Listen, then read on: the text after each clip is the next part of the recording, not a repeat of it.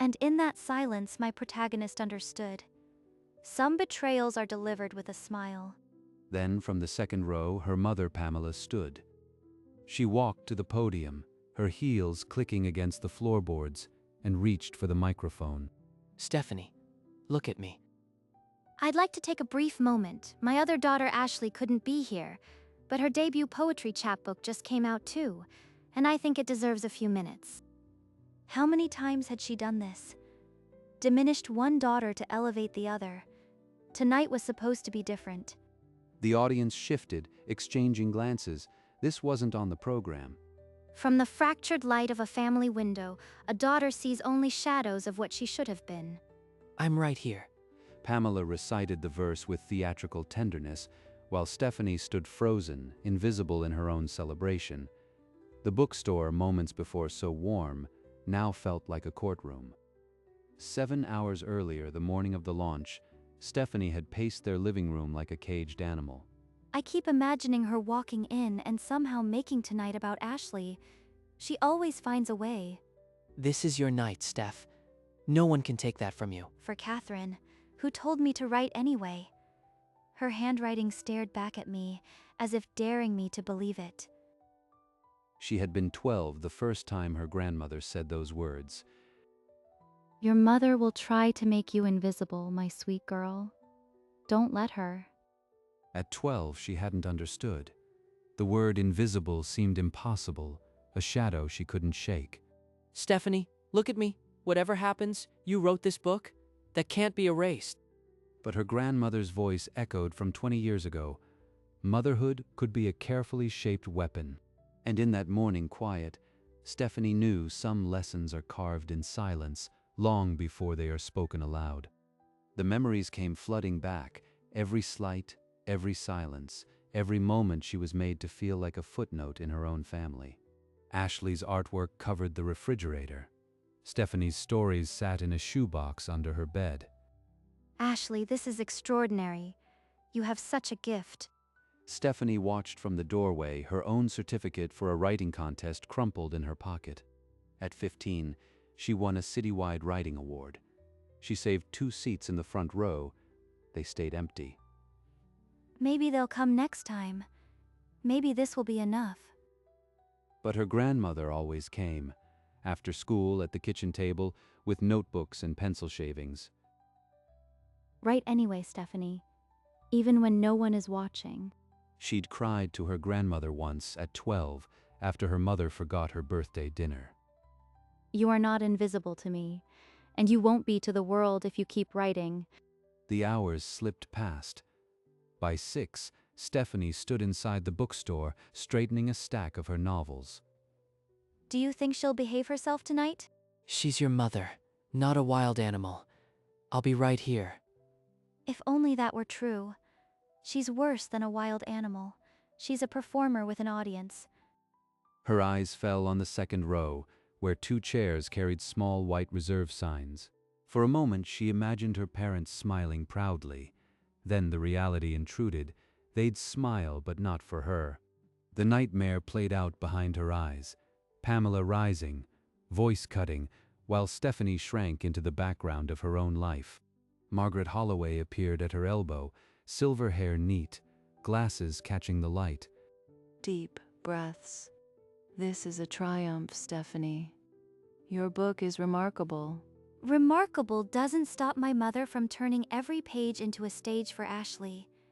At 7, the guests began streaming in. Stephanie stood near the entrance, her smile pinned in place. Stephanie, darling. Finally a real book event, not like Ashley's little poetry chapbook launch. Still, she's so brave. Kevin nodded once behind her, silent as furniture. Thank you, Mom. I'm glad you could make it. Justin's hand pressed gently at her lower back, a pulse of solid ground. The room swelled to capacity, 80 people finding their seats, the murmur lowering to a hush. She opened the book to a marked passage. Every family has stories they tell themselves to survive. The audience leaned forward, silence spreading like something held underwater. She reads well enough, but where's the poetry? Don't look at them. Don't give her the reaction she's hunting for. She turned to the page she'd marked weeks ago, the words familiar now as prayer. Every silence in the house was a language. She paused, letting it settle. The audience was still, breaths held. Even Margaret adjusted her glasses, drawn in. From the corner of her eye, she saw movement, her mother leaning toward Kevin, lips barely moving. Fear is a kind of inheritance, her voice unsteady for a beat. She recovered, gripping the podium. A nervous laugh rippled through the audience. They thought it was part of the performance. She read for 15 more minutes, the room pulsing with attention. When she closed the book, applause rose. Thank you. We'll have a short break, and then I'll be signing. The words died. In the second row, her mother stood, a familiar glint in her eye. And Stephanie knew with a certainty that turned her stomach to ice what was coming. Before anyone could react, Pamela was already at the microphone, her voice threading through the startled silence. This is from Ashley's collection, How a Mother Loves, A Lesson in Shadows. The audience exchanged confused glances. This was not on the program, and it felt like trespassing. This is my book launch, my moment, and she's using it to stage another performance for Ashley. He wanted to stand up, grab her by the elbow, and drag her off the stage, but he knew that would only pour gasoline on the fire. A mother's love is a shadow that never leaves, even when you wish it would. Kevin stared at the floor, studying the grain of the wood in the floorboards, as if it held an answer he could not speak. She's been planning this all along. I should have known. I should have expected it. She closed the chapbook with a satisfied snap, her performance complete. Pamela smiled down at the front row. The room held its breath. Not a single pair of hands came together. The silence that followed was its own verdict. Then, movement in the second row. Margaret Holloway unfolded her legs, slipped her glasses into her pocket, and stood. She walked to the stage like calm heading into a storm. Her hand closed gently over the microphone, easing it from Pamela's grip without a tremor. Thank you so much, Pamela, was it? We have a strict schedule tonight. Stephanie's book has been embargoed for 14 months. This launch is part of a national tour. I'm going to ask you to take your seat. There's a Q&A at the end. But I just wanted... Yes, I understand. Please sit down, or step outside if you need to. Pamela's face hardened to stone. She retreated, lowering herself into her chair like a child sent to the corner. She never expected someone else to draw the line. For once, the cavalry arrived before I could drown. The room exhaled, but Stephanie's hands still trembled on the podium. She steadied her breathing, pressed her palms flat against the wood, and found the next line waiting for her. The quietest rooms hold the loudest secrets. Her voice, though tight, carried. For the next quarter hour, she read as if nothing had interrupted. The audience, hungry for reclamation, listened harder. When she closed the book, the applause came quicker, louder, a vote of allegiance to the writer, not the mother. Thank you. I'd like to open the floor for a few questions, if you don't mind. A forest of hands. The woman in the second row didn't move, but others rushed to fill the space. What was the hardest part of writing this novel? Finishing it. There were months I thought no one would want to read about a family like mine. A murmur of understanding. She'd brushed against the truth without setting it free. Then a woman near the back raised her hand higher. A copy of the book opened to a page Stephanie recognized immediately. Your dedication page says, "For Catherine, who told me to write anyway." Who is Catherine? The question landed like a stone in still water. Stephanie's lungs squeezed. Everyone in this room just watched my mother hijack my reading, and now they're asking about her. Her eyes drifted to the second row. Her mother's posture was rigid, but her jaw was tight, aware. She knows exactly who Catherine is. She's waiting to see if I'll say it. In her mind, the image surfaced unbidden. Her grandmother's face at the kitchen table, the afternoon light turning her hair to silver. Write anyway, even when no one is watching, even when the person who should see you refuses to look. The entire room seemed to hold its breath, sensing something raw was about to surface. Catherine was my grandmother. She taught me how to write when I didn't know I had a voice. She paused, the truth burning on her tongue, still half hidden like an unopened letter. She was 16 again, holding the school magazine with her first published story, watching her grandmother's eyes skim the page. One day you'll understand why I told you to write anyway. Your voice will find its time. The memory dissolved, but the weight of it stayed in her chest, pressing like a held breath. She told me to write anyway. Tonight, I finally understand why. Her hands steadied on the podium. She knew she couldn't give a safe answer any longer. I will not be invisible. Not tonight. Not ever. She raised her head, eyes finding her mother's face in the dim light. Pamela's expression was unreadable. You wanted me to disappear. But I wrote this book against your silence, against your favoritism. The room waited, breathless, as something sacred prepared to surface. When I was 12, my grandmother told me something I didn't understand until tonight. She gave me a notebook when I was 12. She said, "Write everything, the things you can't say out loud." The audience nodded, imagining a sweet grandmotherly figure who had handed her a pen and smiled. Pamela shifted in her seat, her eyes narrowing in the dim light.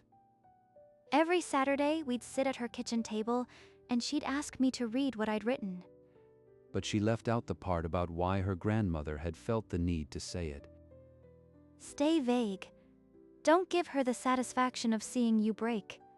But don't let her hide either. Pamela's fingers tightened on her clutch. She could feel the room's attention shifting toward the second row. She said it was the bravest thing a woman could do. Put her truth on paper. The audience murmured softly, but Stephanie could see the question still flickering in their eyes. What truth had she been so afraid of speaking? And then she took the final breath that would change the night. In her mind, she was 23, sitting beside a hospital bed, her grandmother's hand thin and cool in hers. Don't let her make you invisible. Write anyway. Promise me. Those words had been written in a letter too, tucked inside the journal she'd kept since she was 12. The ink had faded, but the command never had.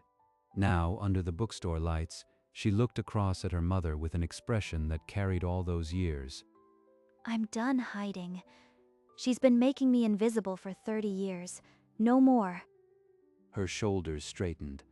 The microphone in her hand felt heavier now, but her grip was sure. The truth is the only weapon left. And this time, I'm pointing it straight at her. The audience sensed the shift. Something ancient and raw was about to break the surface. Then, with a voice that did not waver, she began to speak the words that would either destroy the night or sanctify it. But this dedication isn't just about encouragement. The room contracted. Even the overhead lights seemed to dim in anticipation. It's about a warning she gave me when I was 12. One I didn't understand until tonight. In the second row, Pamela's face tightened to stone, her knuckles white on the armrest. She told me. Stephanie's voice cracked, and she pressed a hand against her chest as if to steady her heart. Kevin shifted next to Pamela, his eyes darting toward the exit, but his wife didn't move. This is the moment that decides everything. The audience leaned forward, barely breathing, as the air grew thick with the promise of revelation. And then, with a clarity born of survival, she began to speak the line that would echo long after the applause. She told me that one of my parents was going to spend her whole life trying to make me invisible, and that I should write anyway. The words hung in the air like a verdict. Gasps rippled through the audience. Faces turned toward the second row. They know. They all know now. Tears burned her eyes, but she did not wipe them away. She looked directly at her mother. I didn't understand the dedication until tonight. Pamela's face was a ruin of fury and humiliation, her lips trembling with words she could not speak. In the front row, Justin pressed his fingers to his lips, tears gathering. The room held its breath, suspended between accusation and consequence. And in the second row, Pamela remained frozen, her reputation cracking audibly in the silence. Then, from somewhere in the middle rows, a single pair of hands began to clap. It was joined by another, then 10, until the entire bookstore erupted into a standing ovation. Stephanie pressed her trembling fingers to her lips, tears streaming freely down her cheeks. The applause rolled on, 41 seconds of unbroken noise, a roar that seemed to shake the shelves. Justin rose from his seat, clapping through his own tears, his eyes locked on his wife with fierce pride. Pamela remained seated, a lone figure in the storm, her face ashen as the applause washed over her. Then the ovation began to soften, but not before Justin climbed the stage steps and wrapped his arms around Stephanie. She buried her face in his shoulder, the weight of 30 years lifting in the sound of strangers, celebrating her truth. Pamela's hands lay limp in her lap, her eyes fixed on the stage as if witnessing something she could not comprehend. The applause was a verdict, and the silent woman in the second row knew it. Without a word, Pamela grabbed her purse and stood so abruptly her chair scraped the floor. Kevin hesitated, his mouth opening as if to form some defense, but no sound came. He followed her like a shadow. The crowd parted silently, faces averted, as the couple retreated up the aisle. Pamela did not look back. Her heels struck the wooden floor like angry punctuation, each step a lost argument. As the door swung shut behind them, the ovation swelled once more, as if sealing their departure. On the stage, Justin held Stephanie tighter, whispering something that only she could hear. In the wings, Margaret Holloway nodded slowly, a quiet validation from 3 decades of publishing wars. Stephanie lifted her head from Justin's shoulder and stared at the empty seats in the second row. She's gone. Finally, she's gone. The ovation began to fade, but something new had settled in the room, a silence that belonged entirely to Stephanie. The signing table was draped in deep blue cloth, and a line already curled toward the far window. A young woman, teary-eyed, held out her copy and said the book had made her believe she could survive her own family. This is why I wrote it. Not for her. For them. In the background, Margaret stepped aside, phone pressed to her ear, her posture suddenly alert. She listened for a long moment, then nodded twice. When she turned back toward the room, a quiet smile had settled on her face. Stephanie, may I borrow you for a moment? There's something you need to hear. Is everything all right? Better than all right. But let's step outside for a minute. Stephanie glanced at Justin, who gave a small, encouraging nod, then followed Margaret toward the back. Outside, the evening had turned cool, but inside the bookstore, something electric still hummed beneath the quiet. The publisher just authorized a second printing. 40,000 copies. Based on tonight. She turned the phone so Stephanie could read the message herself, the numbers blurring through sudden tears. 40,000. After tonight. After she tried to vanish me. Her hand flew to her mouth, a laugh catching in her throat before it escaped as a sob. Justin, hearing the commotion, rushed over and wrapped his arms around her from behind, pressing his face into her hair. You did it. You actually did it. The remaining guests, still clutching their signed books, turned toward the sound and began to applaud again, a ripple of understanding spreading through the room. Margaret slipped the phone back into her blazer, her smile finally unguarded. Grandma, you were right. I wrote anyway. And tonight, the world actually saw me. The news flew through the crowd like a current. 40,000 copies. The launch that had almost been stolen had become irreversible. One by one, The last guests drifted into the Brooklyn night, clutching signed books like talismans. Only the two of them remained, the stage empty, the chairs stacked like discarded promises. They sat on the stage steps, her head resting against his shoulder, the adrenaline finally ebbing. Grandma was right. All those years I kept writing because of her. And tonight I finally know why. She's proud of you. I'm proud of you. And I think every person here tonight saw what she always did. For the first time in my life, I'm not invisible. Not to her. Not to anyone. They sat in silence, his thumb tracing circles on the back of her hand, the weight of decades slowly lifting. Outside, the street lamps glowed amber, and inside, the empty chairs seemed to hold the echo of applause. I think I'm finally ready to stop writing to prove her wrong and start writing because the world actually wants to listen. He kissed her temple, and she closed her eyes, letting the night settle into her bones like a promise finally kept. Later, in the quiet of their apartment, Stephanie stood before the small table she had made into a shrine for her grandmother. The hardcover of her novel rested against a silver frame holding a black and white photograph of Catherine, smiling. Tucked into the corner of the frame was a folded note, the handwriting faded but still legible. "Don't let her make you invisible. Write anyway." A memory surfaced, unbidden, her grandmother in the garden, dirt on her hands, handing young Stephanie a small flowering plant. Keep writing, sweetheart, even when it feels like no one is listening. I promised her I would. Tonight, I finally kept it. She touched the spine of her novel, her name embossed in gold, and for the first time she believed it belonged there. Outside, the city hummed, but inside a silence settled, full and whole. The book had been dedicated long before it was printed. Some lessons are carved in silence. As she set the book down, her phone buzzed softly on the nightstand. "I heard what happened. I'm sorry. Mom was wrong about you." Stephanie read the words twice, a single tear sliding down her cheek. Ashley, she sees it now. Maybe there's hope for us.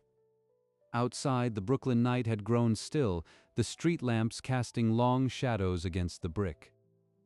Inside the empty store, a single long-stemmed rose rested on the stool where the microphone had stood. The book had been dedicated long before it ever reached a printing press. Some lessons are carved so deeply in silence that they echo only when we finally speak them aloud. Catherine knew that, and tonight, across the years, her granddaughter had finally answered, "Write anyway." She had.